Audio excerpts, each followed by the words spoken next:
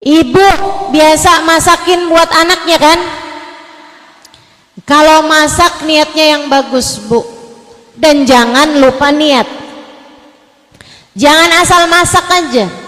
Ya Allah, saya niat masak buat anak dan suami. Biar kami semuanya makan makanan yang sehat. Sehingga bisa jadi sebab kami menjadi kuat beribadah kepadamu ya Allah.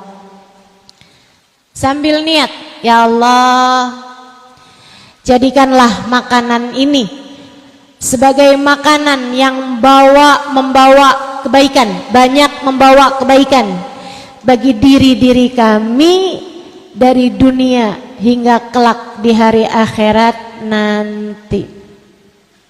Jangan salah, Bu. Saya dulu waktu sekolah SD, waktu saya kecil, segini, kecil, biar begini saya pernah kecil juga loh, Bu. Saya waktu sekolah SD itu, zaman saya kecil, selalu saja juara kelas dan tidak pernah merasa kesulitan untuk belajar. Saya mudah untuk masuk pelajaran-pelajaran yang diberikan. Setiap pagi sebelum berangkat sekolah, saya akan cium tangan abah saya, cium tangan umi saya, kemudian abah saya akan pegang ubun-ubun kepala saya. Beliau kemudian berdoa, barakallahu fik, disebul ubun-ubun kepala saya.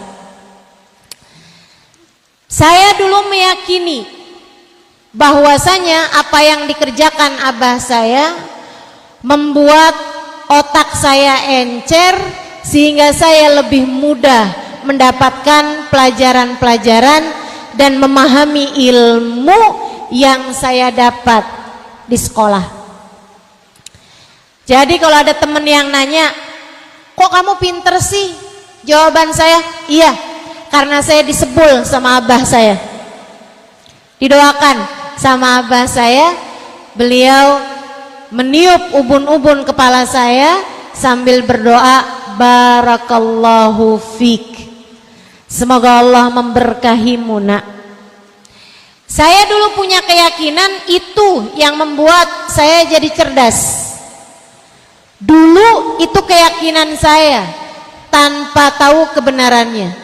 Tapi ketika dewasa, saya tahu bahwa ternyata hal yang seperti itu memang berpengaruh bagi saya, sebab otak ini terdiri dari cairan, dan cairan tubuh kalau disampaikan kalimat-kalimat yang baik, apalagi doa-doa yang indah, ia akan menjadi cairan yang indah pula. Molekul-molekulnya, sel-sel dalam air tersebut akan membentuk bentuk-bentuk yang sangat indah dan menjadi kekuatan untuk mengerjakan kebaikan-kebaikan.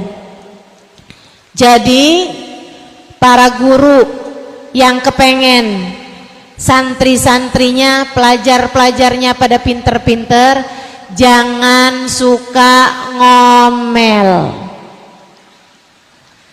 Para ibu yang kepengen anakmu cerdas-cerdas, jangan suka marah-marah.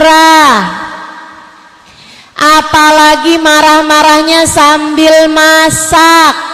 Masakanmu itu semuanya cairan. Cairan tersebut, air tersebut, kalau kamu marah-marah, ia akan jadi sesuatu yang merusak, masuk ke dalam tubuh anak-anakmu, merusak otak, merusak kesehatan, merusak hati, merusak anggota tubuh. Itu sebabnya Imam Al-Ghazali menyampaikan dalam salah satu kitabnya, siapa yang sepanjang harinya kepengen bagus, awalilah pagi hari dengan bacaan dan ucapan-ucapan yang bagus. Bu,